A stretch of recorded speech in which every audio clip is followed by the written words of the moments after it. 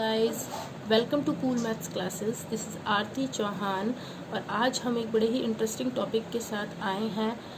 Topic है हमारा quadratic equation या क्वाड्रेटिक पॉलिनोमियल कहिए।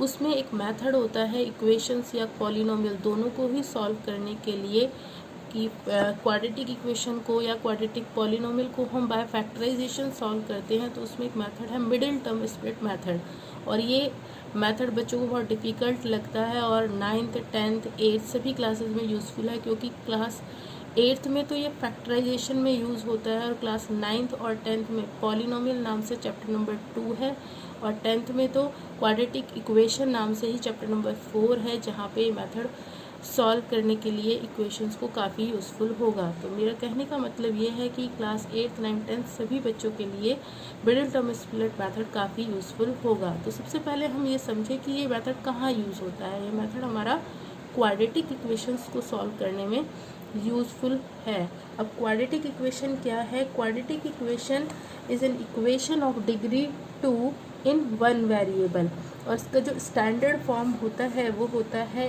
ax² plus bx plus c equal to 0।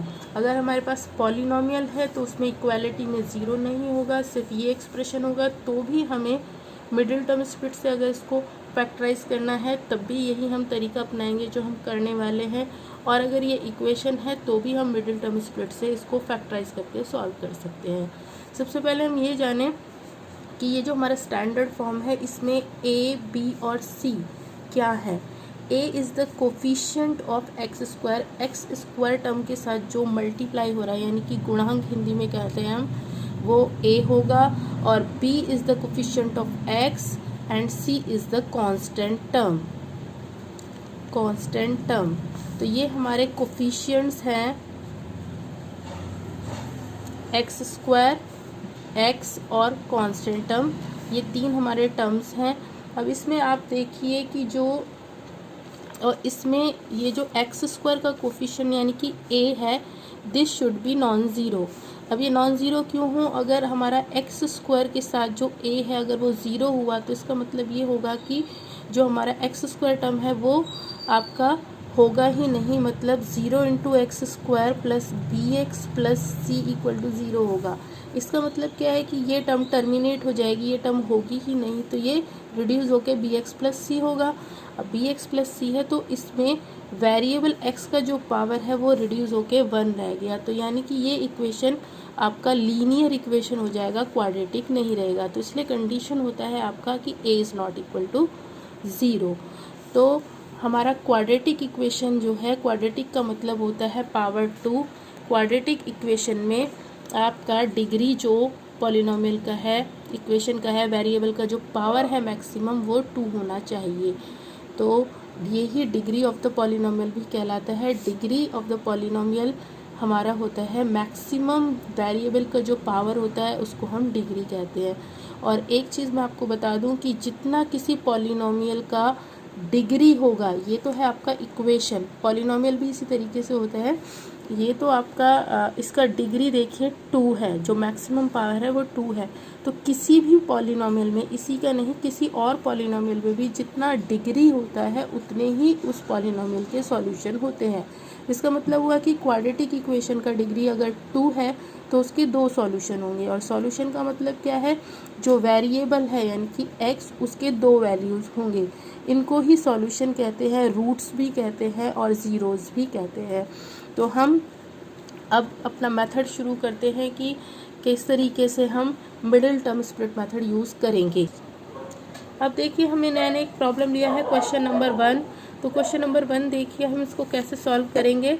अब देखिए इसमें x² का कोफिशिएंट जो है वो 1 है, यहाँ 1 × 2 हो रहा है, और जो कांस्टेंट टर्म है हमारी वो है 3। तो इन दोनों का हम प्रोडक्ट लेंगे, यानी कि ये हुआ 3, और 3 को हम बाय प्राइम फैक्टराइजेशन, क्योंकि 3 तो पहले से ही प्राइम है, बाकी यहाँ पे जो भी नंबर आएगा प्रोडक्ट करके उसका प्राइम फैक्टराइजेशन करके हमें इस तरह से नंबर बनाना है कि जो हमारा जो मिडिल टर्म है यानी कि -4 ये बने।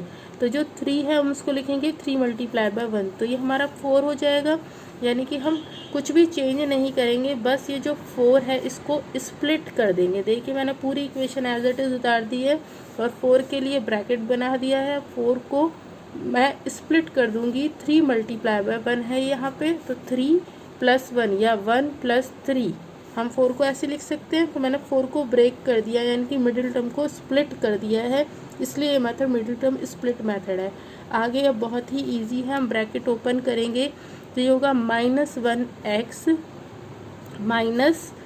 3x + 3। अब हम क्या करेंगे कि दो की पेयरिंग कर लेंगे। अब इन दोनों में से मैक्सिमम देखिए, यहाँ x की पावर 2 है और यहाँ x की पावर 1 है, तो मिनिमम x कॉमन आ गया, x की पावर 1 यानी कि, और कोफिशिएंट में कुछ भी कॉमन नहीं है, तो यहाँ पर x बचेगा और यहाँ पे -1 बच जाएगा।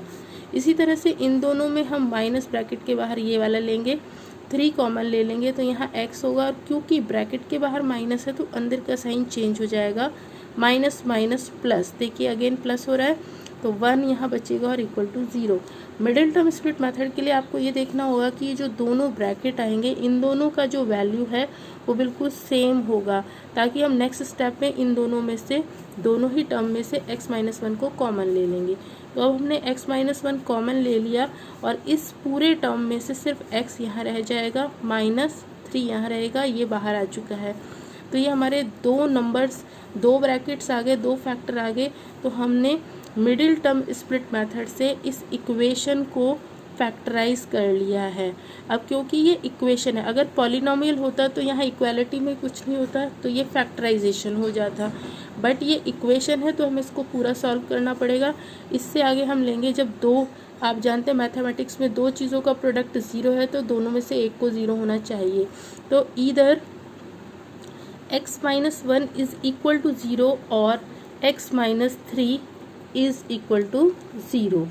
तो x इज इक्वल टू, यहाँ से -1 राइट साइड पे जाएगा तो 1 होगा और x इज इक्वल टू 3 होगा। तो x के दो वैल्यूज़ हमको मिले, और मैंने आपको बताया था क्वाड्रेटिक इक्वेशन है तो उसका डिग्री 2 है, और डिग्री 2 होने का मतलब सॉल्यूशन भी 2 ही होंगे। अगर इसका डिग्री 3 होता है तो इसके सॉल्यूशन भी 3 होते हैं। किसी पॉलिनोमियल के उतने ही सॉल्यूशन होते हैं जितना उसका डिग्री होता है। तो ये हमारे दो आंसर हुए कि x = 1 एंड x = 3। ये हमारा कंप्लीट सॉल्यूशन हुआ क्वाड्रेटिक इक्वेशन का by middle term split method. अब हम एक और प्रॉब्लम लेते हैं, सेम इसी तरीके से हम उसको भी सॉल्व करेंगे। सबसे पहले हमें इसका ऑर्डर देखना है, हमारी तीनों टर्म्स ऑर्डर में होनी चाहिए, पहले square term, then x term, then constant term, जो भी अवेलेबल है। अगर मान लो ये है नहीं तो फिर कोई बात नहीं, फिर इसको नहीं लिखेंगे हम। तो हम देखेंगे स्क्वायर का कोफिशिएंट है 1 एक्स स्क्वायर का, और कांस्टेंट टर्म है हमारी 2, हमें साइन नहीं देखना है। तो मल्टीप्लाई करके आया हमारे पास 2। अब 2 को हमें इस तरह से ब्रेक करना है कि इसकी जो मिडिल टर्म है वो 1 आ जाए, इसका कोफिशिएंट होगा यहाँ 1। तो 2 को हम लिख सकते हैं 2 × 1 दैट इज़ 2 - 1 इज़ 1 हो जाएगा। तो एक्स स्क्वायर माइनस इस 1 को हम सिर्फ 1 के लिए स्पेस मैंने छोड़ा, और 1 को मैं लिख सकती हूँ 2 - 1। अब हम वैसे ही ब्रैकेट ओपन करेंगे तो ये होगा 2x minus minus plus x - 2 which is equal to 0। Now दो की पेयरिंग करके हम मैक्सिमम टर्म जो भी दोनों में कॉमन है वो कॉमन लेने का ट्राई करेंगे। इन दोनों में कोफिशिएंट कुछ भी कॉमन नहीं है, बट इसमें x का पावर 2 है और इसमें x का पावर 1 है, तो मिनिमम पावर x कॉमन आ जाएगा। यहाँ x, यहाँ 2 बचेगा, प्लस में ये, इन दोनों में कुछ भी कॉमन नहीं है, तो जहाँ कुछ कॉमन नहीं है वहाँ 1 होता है और 1 को लिखने की नीड नहीं होती। तो ये x - 2 हुआ, यानी कि यहाँ पे ऐसे 1 है, उसको लिखने की नीड नहीं है। दोनों में देखिए सेम ब्रैकेट आ चुका है, तो x - 2 is common, this is x + 1 = 0। तो अब आपके पास दो फैक्टर आ चुके हैं। फैक्टर के बाद हमें इसका सॉल्यूशन करना है, तो either x - 2 is equal to 0 और x - 1 इज़ इक्वल टू 0। तो x इज़ इक्वल टू -2 का यहाँ पे 2 हो जाएगा और x इज़ इक्वल टू 1। ये दो हमारे सॉल्यूशन होंगे, यही हमारा आंसर है। अब एक प्रॉब्लम और मैं ले लेती हूँ, तब तक चलिए गाइज, अब हमारा नेक्स्ट प्रॉब्लम ले लेते हैं। एक प्रॉब्लम और हम देख लें कि कैसे सॉल्व होगा। तो हमने सबसे पहले क्या चेक किया, इसका order, square term, then x term, then constant term. फिर हम लेंगे प्रोडक्ट स्क्वायर के कोफिशिएंट यानी कि 1 का, कांस्टेंट टर्म यानी कि 20 से। तो प्रोडक्ट हुआ 1 मल्टीप्लाई बाय 20 दैट इज 20। अब 20 को फैक्टराइज करके हमें क्या बनाना है, इसका मिडिल टर्म यानी कि 9। तो 20 के फैक्टर हम करते हैं 2 इंटू 10, 2 इंटू 5। तो ये हुआ 2 2 ज़ा 4 एंड 5, 4 प्लस 5 इज़ 9। तो इस तरह से हम फैक्टर करेंगे कि हमारा 9 किस तरीके से बनेगा। एक्स स्क्वायर माइनस 9 के लिए स्पेस छोड़ा मैंने, बाकी पूरा इक्वेशन मैंने एज इट इज़ उतार दिया है। 9 को मैंने लिखा। अब इसको मैं 4 प्लस 5 भी लिख सकती हूँ और 5 प्लस 4 भी लिख सकती हूँ। अब मुझे पता है कि 20 के साथ वैसे 5 भी कॉमन आएगा, 4 भी आ जाएगा फैक्टर में कॉमन, तो मैं कैसे भी लिख सकती हूँ। नहीं तो हम इसको देख के लिख सकते हैं कि हमें कैसे कॉमन लेना है। तो दिस इज़ 4 प्लस 5। तो एक्स स्क्वायर हम ब्रैकेट ओपन करेंगे, this is 4x minus 5x, bracket के बाहर माइनस का साइन है तो दोनों साइन माइनस के हो जाएंगे हमारे, plus minus minus, plus minus minus, और प्लस में है 20 इक्वल टू 0। अब हम क्या करेंगे, दो की पेयरिंग में इन दोनों में से x कॉमन लेंगे, तो यहाँ x की 1 पावर बच जाएगी, यहाँ 4, और यहाँ पर -5 is common, so x minus, ये माइनस माइनस प्लस हुआ अगेन, या ब्रैकेट के बाहर माइनस है तो अंदर का साइन चेंज कर लिया हमने, 5 4 ज़ा 20। अब हम देख रहे हैं कि हमारे दोनों ब्रैकेट में सेम वैल्यू आ चुकी है, तो इसको हम कॉमन ले लेंगे और इस पूरे टर्म में आपके पास सिर्फ x यहाँ पर रिमेनिंग होगा और यहाँ -5। तो यहाँ तक हमारा फैक्टराइजेशन हो चुका है। अगर ये पॉलिनोमियल होता तो यहीं पे हमारे फैक्टर्स हो गए। अब हम क्या करेंगे, इक्वेशन है तो x का वैल्यू निकालेंगे। So either x minus 4 is equal to 0 और x minus 5 is equal to 0। Now x is equal to 4 and x is equal to 5। तो ये हमारे x के दो वैल्यूज हुए 4, 5। दो सॉल्यूशन होने क्वाड्रेटिक इक्वेशन है तो जितना डिग्री ऑफ द पॉलिनोमियल है उतने ही हमारे सॉल्यूशंस होते हैं। तो ये आज की हमारी क्लास थी। आई होप गाइज आपको मिडिल टर्म स्प्लिट मेथड अच्छे से समझ आया होगा। मिडिल टर्म स्प्लिट मेथड बहुत ही इजी है और यूज़फुल है, थोड़ा सा इसको प्रैक्टिस की नीड होती है। ये आपका 8, 9, 10 सभी क्लासेस में यूज़फुल है, तो आप इस मेथड की प्रैक्टिस करिए। 8, 9, 10 की बुक्स में इसके बहुत से क्वेश्चन मिल जाएंगे। तब तक के लिए मुझे इजाज़त दीजिए। This is Aarti Chauhan saying good bye.